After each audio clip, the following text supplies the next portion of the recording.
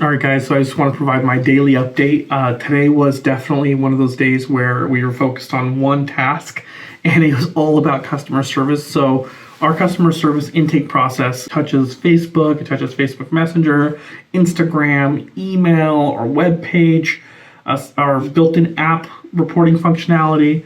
So all this stuff gets consolidated into a platform that we're using. It's called MuteMe, and it's really a customer service platform that can aggregate all this information and put it all in one spot for you to be able to respond to things quickly and maybe potentially see that you've interacted with this customer across multiple disciplines. And so sometimes a customer will have a question and they'll reach out to in 3 different places. If we had 3 different people responding to that person in all 3 different places, that would be a waste of time and resources. And so this is like an easy way for us to aggregate all that information, put it all in one spot, quickly identify if we've already been talking to a customer, and then respond to that customer. So customer service has been something that we've been kind of lacking in. We've been a little slow. We're a small company, small team. Not everyone's full-time. Ty is, for the most part, full-time. Bubban is 15 to 20 hours a week. Everyone else is kind of somewhere in between, 10 to 20 hours a week. And so it's not that many people on it fully. So customer service kind of takes a hit sometimes, even though it should be one of the most important things. So I've been working on, for the last few weeks, a AI chatbot that's powered by GPT 3.5 Turbo. It's taken a lot of work to get to this point, but what it basically does is it runs a classifier on the message that the customer sends. It puts that message into a bunch of different buckets. Depending on what keywords they used, then it pulls some additional context in. Then it runs a check against the response. And then it adds some clarification language with respect to how a customer service chatbot should respond. And then finally, it presents that information back through an API back into our MuteMe customer service platform. So this whole process is automated. It takes, roughly about 10 seconds for it to run into its, complete thing per response.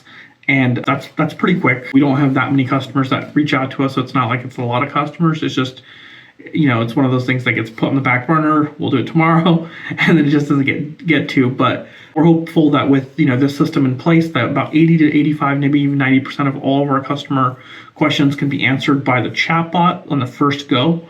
We've taken and gone through our history of every single message and kind of looked through it and figured out a way how to programmatically build it in to where it can handle all the most common questions, and that way the customers get the information they need quickly and accurately. So that's one of the big things we were doing today. That was probably the biggest workload we had. But earlier in the morning, we also had a great meeting with the team where we're talking about future products and what we're building and how we're going to build it. And then we also, in order to build some of those products, we had met with a few people last week, and one of those folks we've decided to bring on to the team. So by the time this video is posted, it's probably going to be public, but I don't want to say the name just in case if this comes out before everything's all said and done. But we have a new team member joining the team. He's technical in nature, and so that's going to be a massive boost to us. Having another technical person is going to be extremely helpful because we're getting ready to build the next version of MuteMe and another product. And so we're ready to grow. This is the right time. We finally got to the stage where we felt comfortable taking this step. Everyone we've hired up until this point has always been kind of like someone who's helping out in the warehouse or someone who's helping out with customer service. We've never really hired someone kind of going to be, a fundamental mover or shaker with respect to what the company is doing at a technical level. And so that's going to be something that's different. We're excited about it, but it's also kind of makes me a little nervous because we don't have a lot of processes in place for new people. We haven't done this before. My background's in HR, so you would think that I'm a little bit more comfortable with this stuff, but it's scary because you got to build out some new policies and build out some new things that you just didn't have to do before because everyone was a co-founder or everyone was hourly / temporary. And so, yeah, it's going to be interesting. That's been kind of a cool little development. So we're excited about that. I'm also looking to hire one more person because I told the team this, and this is something that's kind of interesting, but I need someone who is a number 2. And we have a lot of number 1s on the team. And so everyone is a driver in their own, areas, and that's great. And that's awesome for a startup. But I also need someone that can just take direction really well and kind of do what I need them to do to help me out, throughout the day. Everything from ordering boxes to running payroll to whatever we need them to do. We can just kind of give them some work and direct them. And our processes are actually very streamlined already. So it's not like it's super difficult, but I just need someone that I can just be like, hey, can you go do this for me? And they can go do that. So we're working on that as well. That's something that I'm looking forward to. Going to be a big, boost to me personally, because I'm here all day, chugging away. Most of the time I'm here alone. So, 4 days out of the week, 3 days out of the week, there's no one else even here. Today, Sandeep came by for a little bit. Ty's sick, so he didn't come in today. He was supposed to come in today, but he'll be coming in on Thursday now. And so it's just one of those things where, out of the 5 days out of the week, I'm here 3 days alone by myself. And just having someone here where I can be like, hey, go check on the 3D printers to see if it finished that part. Or, hey, go respond to these customers, or go look at this sales thing and see if this company's interested. It's going to be a massive boost to us and the way we operate. So I'm looking forward to that as well. So yeah, those are all the latest developments. I have a few people that reached out that have wanted to intern. I don't know if I'm ready to do that. We tried that in the past, and we've had good luck and bad luck doing it. So it's something that I'm looking at and seeing if we want to do it again. And yeah, we're kind of making this change, and we're kind of at this pivotal moment as a company, and it's nice to be able to sit back and see all these pieces starting to fall into place. We've been working for 2.5 years trying to make this thing grow past a certain stage, and now we're there where we have to make a decision on, hey, is this go or no go for launch? And it sounds crazy, but we have a product out there, it's selling, it's making revenue, but we have to kind of decide if we want to push on the next lever, because the minute we decide to push on that next lever, there's no turning back. There's no turning back. I mean, there's always turning back, but that means you fell on your face and you failed miserably.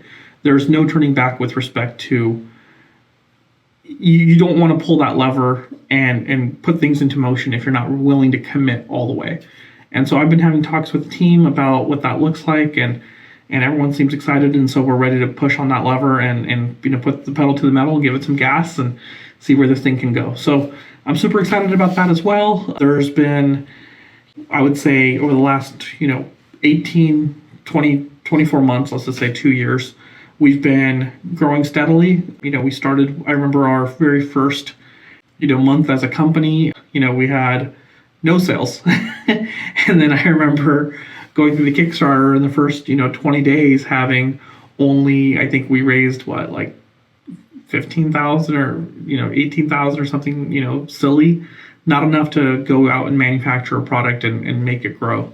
So it's one of those things where we've come a long way. We did $1 million. I won't say the exact number, but we did around $1 million in sales last year.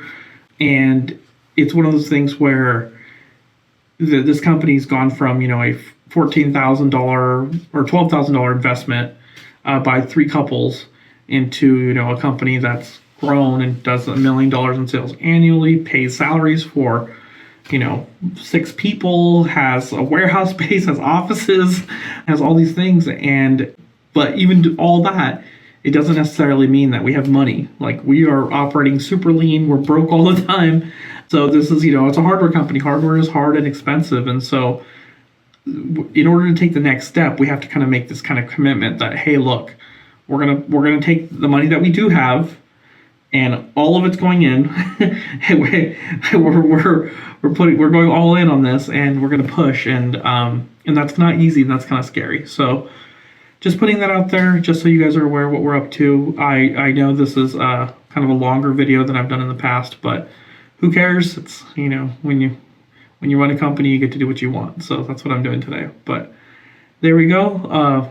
I hope to catch you guys soon. I know there's only like 25, 30 people that watch this for now, but one day maybe there'll be like 1 million people who watch this. Who knows? So I hope you guys are enjoying this. Hope you guys are enjoying the content that I'm putting out there. Please like and subscribe if you are.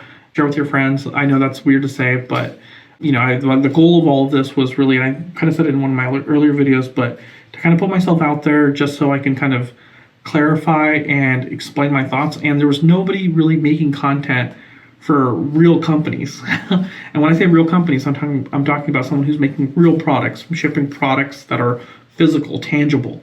And so I wanted to do that, and that's a little bit different than what everyone else seems to be doing these days, which is also super cool, but just not the same. So yeah, that's that. And take care and like and subscribe, and we'll take it from there. All right, bye guys.